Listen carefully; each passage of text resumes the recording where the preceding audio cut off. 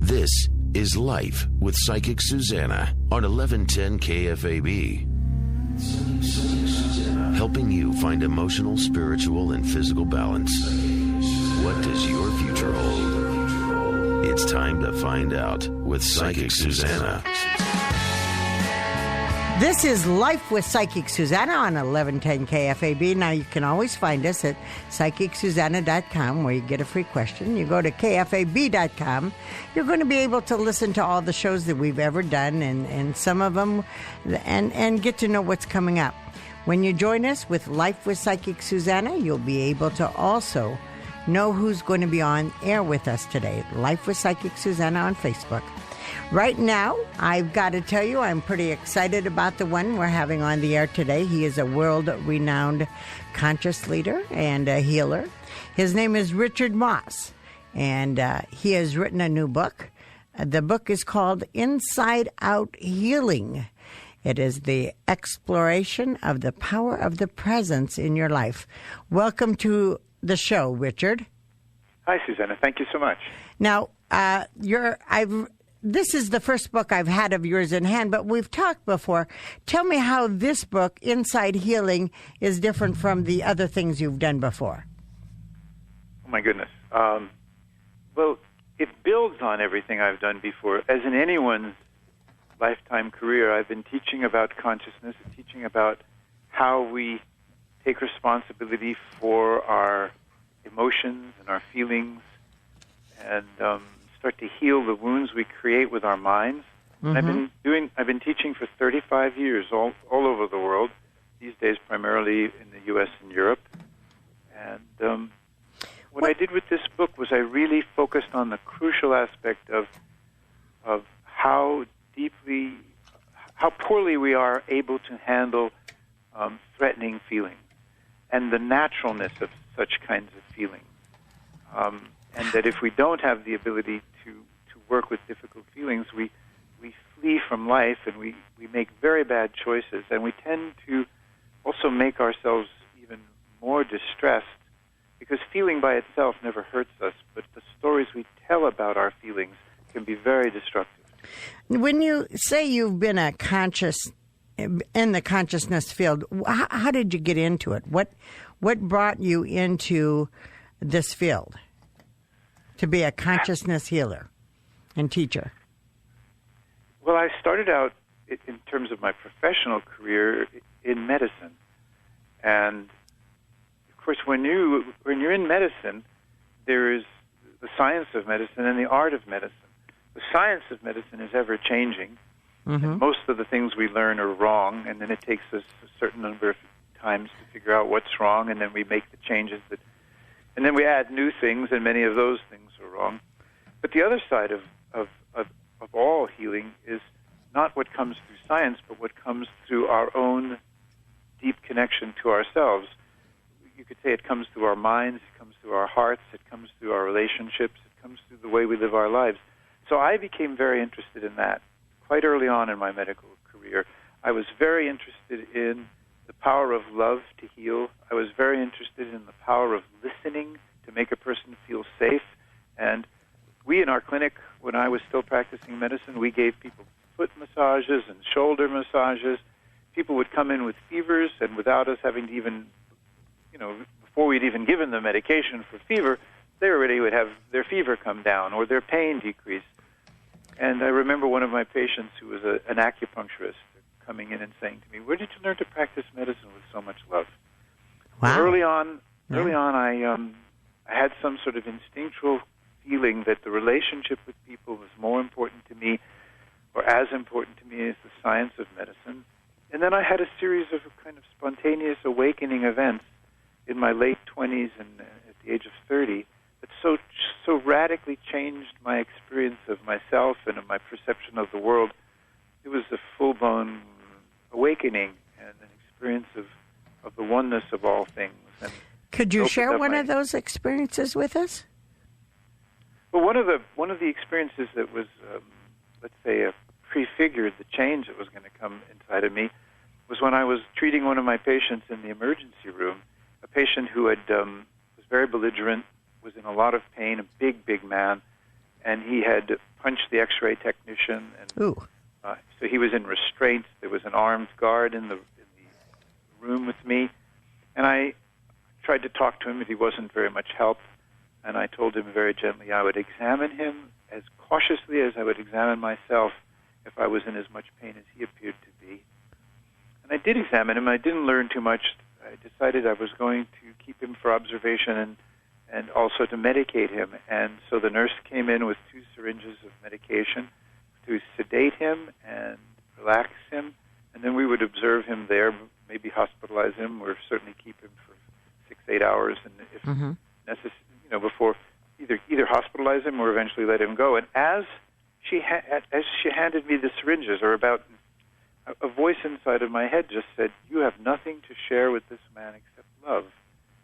Wow. And I just took my hand and put it just above his head, barely touching him, very softly, and very softly on his belly, soft enough that he wouldn't react in any way. And I became blazing hot, just blazing hot. And his eyes rolled back in his head, and he fell asleep almost instantly. And the armed guard thought that, he must have thought it was the weirdest thing, but he got so hot in the room, and so did the nurse, that the guard actually went and opened a window. And this lasted for about 3 minutes.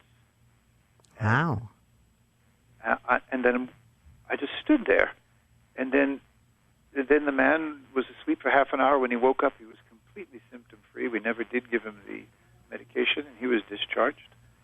Wow. And, that was one of the first experiences that I had. And after that, I asked myself, I wonder what this love, that there's nothing you can give or receive except love, what that love meant. And I've been on a quest to understand that love ever since.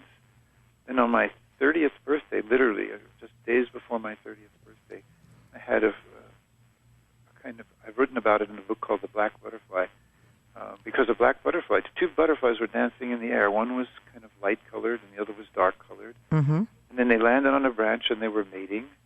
I was sitting in the backyard of a friend's house, and then when they broke apart from their mating, and I'd been watching them, the black one landed in the center of my forehead, and I awakened. Wow. I had the experience of being, it's really impossible to describe these experiences, the experience of being one with everything. Well, thank you. Yeah. That was the point where my life changed irreversibly, and I began this work. Wonderful. Thank you for sharing that with us. It does turn on a point where you come to a place of enlightening, where you understand all the things you're fighting is not really worth the fight. It is part of the healing process for you is helping others and listening to let them feel safe. First of all, that was really well said, what you said. Thank you. It's not worth keeping up the fight. I think there are 2 fundamental mistakes that we make. And it's because we don't understand ourselves. And these are very fundamental. I mean, this is true of every person, every gender, every age, every race, every creed. It doesn't matter what religion, anywhere on planet Earth. We identify with our thinking. Instead of being aware of the thoughts that we have, we identify with them. They become part of our sense of self, part of our identity, and we defend them as if we were defending our life, and we attack others who have different beliefs, different thoughts, and they too are identified with their beliefs and thoughts because we don't use the power of our awareness and the power of present moment awareness to be able to have a relationship with our thoughts. So identification with thoughts leads to our emotions, the emotions of resentment, bitterness, envy, jealousy, anger, guilt, regret, and things like that. Those are all created by thought. It's impossible to have any of those kinds of emotions without thinking. And, of course, with our identification with our thoughts, we polarize and we separate ourselves from others in ways that are false. We are unique in true ways, but these are false ways of being unique and separate. The second mistake is that feeling is a different mode of consciousness entirely than thinking. Feeling gives us information in the present moment. Feeling is like weather. It flows through you, and it changes with every person you're with. It changes with your health. It changes with circumstances, and it changes for many reasons we will never be able to explain. But because feeling is a mode of consciousness and a way of knowing, which is distinct from emotions. Emotions are, in the book I explain very clearly that emotions and feelings are different because emotions are created by thoughts, whereas feelings are not just simply arise in us and we don't know why. But some feelings are wonderful, like joy, well-being, and even there's supernal states of bliss, almost what we could call the heavenly feelings. And then there are minorly disturbing feelings like restlessness or loneliness or aloneness, or and then stronger negative feelings, sort of the feelings of helplessness or worthlessness or dread. These are not necessarily created by thought. They come to us, we don't know why. In mythology, they're referred to as the underworld. All the heroes have to go down, and heroes and heroines have to go down into the underworld and face these feelings. Okay. I'm going to have to very bad. So the problem, the second big mistake, is that we run from these feelings. We don't know how to make a safe place inside of them for us. We're going to take a little break, and then we're going to come back, and we're going to talk more with you about this. We are talking to Richard Moss. He is the author of Inside Out Healing, right here on 1110 KFAB. This is Life with Psychic Suzanna on 1110 KFAB.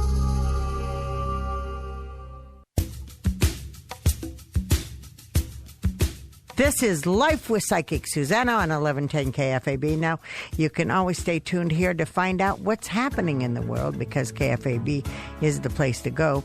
You can find us on PsychicSuzanna.com. That's where you get a free question. You get the itinerary of where I'm at. Also, you can go to KFAB.com. All the local news, all the stuff you want to hear, and also you can listen to this show again and again. Richard Moss has been with us before, and so you might want to listen to his earlier shows. The thing that you need to understand, if you belong to Life with Psychic Suzanna, you have an inside shot at knowing who's going to be on air with us. So please join us at Facebook with Facebook with Life with Psychic Suzanna, and then also Susanna Stickney. As a matter of fact, before we go back to Richard Moss, he has a wonderful Facebook that he has too, so you have to check him out. We're talking to the world-renowned conscious leader and teacher and healer, Richard Moss. He just wrote a book called Inside Out Healing. In the first part of our discussion, we were talking about the things that we identify with. Richard, welcome back to the show. I'm very pleasant, very happy to be with you. Now, Richard, we were talking about the two things that sabotage us in life. Yes. And it's identification with our thinking. Instead of being aware of our thoughts and challenging our thoughts and questioning whether our thoughts are really true, and then looking at what our thoughts create in us, because every thought creates a feeling of some kind or a sensation of some kind, or specifically an emotion. And usually the emotions that are created by thoughts, some of them are pleasant, but of course when you're in a thought that creates a pleasant emotion, you're not really in your life. It may feel good, but you're really not present. You could walk in front of a bus. But most of our thoughts create negative emotions, jealousy and resentment and bitterness and anger and fear, worry, guilt and resentment. I said resentment, guilt and regret. And the other basic problem, as I said before, is that we're afraid of our feelings, and we have to stop being afraid of our feelings. As children, it's understandable. A little baby doesn't have the power of coming into the present moment and breathing into their body and learning to make a space for any feeling and standing up with dignity and nobility and saying, yes, I'm willing to feel this. I'm not afraid to feel this dreadful feeling or this loneliness or this aloneness or this sense of not knowing, this sense of vulnerability. I'm willing to feel it, because if we're not willing to feel these things, then we will run away from life. And where we run is into judgments of others and judgments of ourselves, and, planning a future that's based on running away instead of based on embracing the now of life and the fullness of ourselves. So what we're really saying is we have to stay in, and Inside Out is about staying conscious in the moment. Exactly. It's about and not feeling, not being afraid, how, and not being afraid of our feelings, Because, there's a lot of shame that is brought when you feel authentically, I think. I think a lot of us are told as we're growing up, you shouldn't think that. You shouldn't feel that. And I think that is rough on us. So you're saying that, no, feelings are okay. Is that right? I'm saying yes. First of all, that observation about shame is very true, Susanna. People are ashamed of so many of their feelings. And as an observer of human life and of working now for 35 years with thousands, tens of thousands of people, we all have feelings. And they change like weather. And you can't explain them. Some of them you can. Someone's died, you feel grief. But when you add to that stories that make you feel angry about the person or guilty about your own behavior, then it's no longer grief anymore. It's a much more distressing form of suffering. We're afraid of our feelings, and we need to learn that feeling is normal, feeling is natural, feeling is a form of profound intelligence.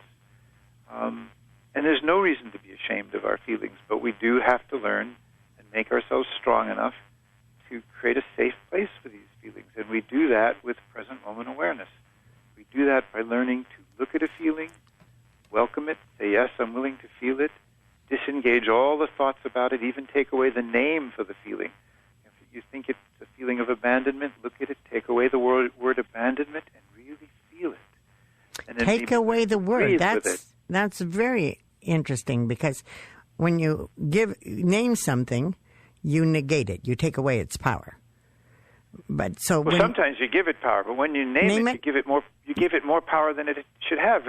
Okay. The feeling of fatigue is very different than the word we say when we say, I'm tired or I'm fatigued. The feeling of aloneness or abandonment is a very difficult feeling, but the word itself makes it worse. It becomes a story about no one in your life for you, or not having the love that you think you should have, instead of just feeling the feeling. And, this is terrible. This is what really causes so much unnecessary suffering. By naming the feeling, we are giving the feeling more power to control us. Oh, that's right. Okay, so we want to experience rather than get out of the knowledge and go into the emotion. Get out of the thinking about the feeling or thinking at the feeling and putting words on the feeling and making up stories about yourself and making up stories about why you feel it, and just feel it. And by taking away the words, and by saying, first of all, I'm willing to feel this. No matter what it is, I'm willing. Because almost automatically the natural reaction is, I'm not willing. I don't want this. Make it go away. What did I do wrong? Or it's because of someone else that I feel this. We blame and we attack ourselves. We attack others. We judge ourselves. We judge others. And this doesn't help us at all with feeling. It just turns the feeling into negative emotions. And, the most extraordinary feelings of joy are wonderful to feel, but then you also have to realize that if you're going to feel extraordinary joy and oneness and bliss, you're also going to feel dread and darkness and, really difficult feelings, because just like feeling hot, we feel cold. Feeling is a continuum. You can't have the highest without the lowest. Wonderful. We're going to be right back with you. We are talking to Richard Moss. He has written a book called Inside Out Healing. He has a wonderful Facebook. He also has a great email thing that he does. We'll come back to him. We'll tell you how you can get a hold of him, how you can find the book. This is Life with Psychic Suzanna on 1110 KFAB. You stay tuned. We're growing together. We're going to win in life. Psychic Suzanna. Can't get through on the radio show? Call Psychic Suzanna anytime at 712-276-9349. That's 712-276-9349. Or visit her webpage, PsychicSuzanna.com. Yes, this is Life with Psychic Suzanna on 1110 KFAB. You can always find us at PsychicSuzanna.com, KFAB.com. Is this Richard Moss not exciting, interesting? Don't panic, because after the 8 o'clock hour, he will be back on, and we're going to be telling you how you can find out about him, how you can find the book that I found was easy to read, something you might want to investigate in. We've got some great shows planning for you next week. We've got our Mother's Day special. Of course, it's Mother's Day, and we have a mother who's an adoptive mother. We have a foster care mother and a mother of a church. So you listen to next week. We'll tell you how to get involved in all of those things. The following week, we have Dr. Amen from the Amen Solution. He's going to tell you how to get healthy. Now, you can give us a call because we're going to be taking your calls after the next time. And the number is 1-800-543-1110 or 558-1110. This is the only station you need to listen to grow and be informed. This is KFAB.com.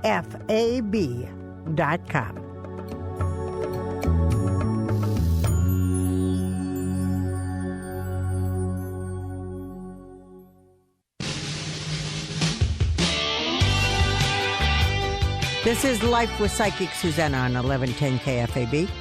Now, you can always find us at PsychicSuzanna.com where you get a free question and you get the schedule that I'm at. And you can go to KFAB.com. You get to listen to all the great shows we've had before. And this one will be put up on the podcast by Tuesday. I want you to know we've had this gentleman on before. He is a world-renowned consciousness teacher and author. His name is Richard Moss. He has written a book called The Inside Out Healing. And as I look at the book, and the jacket is pretty interesting and dynamic. You have a sunrise over the ocean. Does the ocean have a certain meaning for you? Yeah, I'm not even sure whether it's the ocean myself. I'm glad that's how you see it. I didn't know if it was a vast field of grass. I mean, because the artist at Hay House that designed it did a beautiful job. But the ocean has tremendous meaning for me. Dreams of the ocean to me are dreams of entering into the deep unconscious. It's sailing on the ocean or swimming in the ocean or diving into the ocean or being underwater. These are all symbolic of being on our journey into the deeper parts of ourselves and making contact with the collective unconscious, as Jung, the famous theorist, psychologist Carl Jung said. Well, I'm going to go right to the back of your book right now, and I'm going to read something, and I'm going to tell you this is what you say, the inside out healing, and I'm going to want you to give me a couple sentences, if you would. Okay? Yeah, the first thing you said about the Inside Out Healing book is you become more available and fully connected with yourself and others. What does that mean? Well, here's an interesting thing. Whenever you feel far away from another person, and that far awayness produces feelings of distrust or aloneness, loneliness, or insecurity, it's because you're not connected to yourself. Really? That's it. The distance from another person is always the distance we are from ourselves. So as you connect with yourself, which means you come into the present moment, you feel your breathing, you come into your body, you let your mind get quiet, because, when we're fully present, we don't think, we're just aware. No surfer riding a big wave or riding a wave on a surfboard is thinking. They're just being. They're just experiencing. Same with a poet. Same with a dancer. Same with someone that's painting and really absorbed in the painting. When we are in flow and we are at one with ourselves, we are at one with everything else. And the thing that makes us not be at one with ourselves is our thinking. So if you come back into your body, come back into presence, connect with yourself, suddenly you realize that you're not so far away from someone else, and you start to be able to have empathy for yourself and empathy for another person and compassion and understanding. And when you understand the ways you lose connection to yourself, and that's what the book is so helpful in, it literally shows people how to reconnect, how the 4 places the mind takes you when you're not in the present moment. And once you understand that, you have a compass for coming back into the present. The 4 places? There's also a free web course on the website that teaches how to do this. Wonderful. So this coming closer to yourself connects you to everyone and everything else. Well, now, another thing on the back of the book is be able to handle difficult situations with more elegance and ease. Different situations in the moment. So if you're in the middle of a storm, of family, friends, if you're in the middle of a lot of words going out, this book will help us to understand how to be more in the moment and to handle those. How do you handle situations that are difficult? Well, first of all, the worst thing that ever happens to us is not the actual thing. It's the story we tell ourselves about it. So the worst thing that happens in aging isn't aging. It's your beliefs about aging. It's the stories you tell yourself about getting old. The same thing with illness. It's not fun to be sick. Nobody wants to be sick. But the worst part about it, ultimately, isn't that you're sick, but what you say to yourself, like, oh, my life is ruined, I'll never live to do the things I wanted to do. That kind of thinking is so destructive. So learning to stop that process and learning to stop it right in the middle of a conversation with somebody that's beginning to become agitated and confrontive and conflicted is very possible. It takes practice. It takes recognition of where your mind has gone and the kind of judgments you're making with your stories. But as soon as you come back into your body and into your breath, all of that scary energy calms down, and you can be much more empathic. And empathy is a very new quality in human beings. It hasn't been around for very long at all. And to be able to be empathic with yourself, that is, not to try to fix yourself when you don't feel well, but just be present with yourself, and not to try to fix other people. So you said very early, we're ashamed of our feelings. Our parents say to us, "Oh, come on, cheer up," or do something to make yourself feel better. Well, whenever you're told that, basically you're told what you're feeling is wrong. Right. Someone who's empathic says, "Oh, tell me how you feel," and then they say, "Oh, I know what that feels like. I felt something like that too. Wow, it's really difficult to feel that." And suddenly you feel completely valid for any feeling that you have, and that's empathy. And so we should really use this with our families and our children especially. How do we start learning to tell these stories? Where do these stories come from that we have that limit us? Well, they start early in life, because once we become verbal, once we develop an ego, basically the ego is a sense of separate self that's created by an almost ceaseless number of thoughts in our head that we identify with. And then we're educated to use thinking in a very specific kind of way, but in fact, most of our lives were used by our thinking. So we tell ourselves a story that we're not lovable, and then we feel miserable. But it's just a thought. It isn't true. It's never been true. It's just a thought, but you believe it, and it makes you miserable. I must tell you, I do these appearances all the time, and people come up to me with a fear, which is an emotion, which you tell us about, a fear of not being lovable. So they invest the story, I guess, would be the fear about being unlovable. So they're using both of the no-nos you tell us about, correct? The identity and the feeling. When you put those together, that's a big wall that you have, isn't it? Exactly. We have, it doesn't matter what point in history you look at, all of the suffering human beings have brought upon each other comes from identifying with our thoughts and being afraid of our feelings. And when someone says, "I'm not lovable," we don't really know what they're actually feeling, because that's just the story. So when I work with a person, I say to them, "Wow, that's a really painful place to be in, but let's explore it. Let's explore it. Turn your awareness toward this feeling. Breathe with it. Let's take away the story, 'I'm not lovable.' What do you really feel? What's your actual experience?" And then as they start to engage that, and I help them stay spacious while they do that and not get small, suddenly they find out the feeling begins to change. It's not what they thought it was. It changes into energy. It starts to become compassion, or it changes into a kind of healthy sorrow, or it changes into tears that are freeing. It can be very, very beautiful, but there's a way through all the feelings. It just takes knowing that you can, and that's what the book is all about. That's what all my work is about.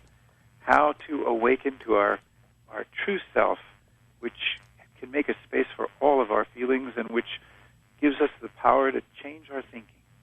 I must thank you immensely for being on the show and sharing your knowledge with us. This is a show that they can actually go to KFAB and hear again and again, because you had many good words, many good statements, and probably we don't all catch it. Tell us, Richard Moss, how do we find out about you? Where do we go? Tell us about yourself a little bit, how to get a hold of you. Yeah, well, the easiest way is to go to my website at www.richardmoss.com. In fact, there's soon going to be a new website. And on that website, there is a free e-course that teaches people how to come back to the present moment, how to recognize the kinds of stories they're telling themselves. And there are very specific guided meditations for how to deal with very difficult feeling. So if you're in a place of difficult feeling and you go to the free web course, you'll actually hear me guide you through it. My background is in medicine, as I said. I've been concerned with human suffering. I've learned to address my own suffering, and I've been working with thousands of people for years. And my hope is that we human beings will start to create heaven on earth. We'll start to create a place that everybody wants to be part of. You know, and one of the things I really want to thank you greatly for, Richard Moss, is the fact that you offer the knowledge so willingly. Having the book in hand is a great tool, but sometimes people don't have the time or the finances to get the book. But I love how you willingly offer your knowledge for us to learn and grow. And I want to thank you for being on the show. This is Life with Psychic Suzanna. That was Richard Moss. What a great man. Thank you so much, Susanna. Bye-bye.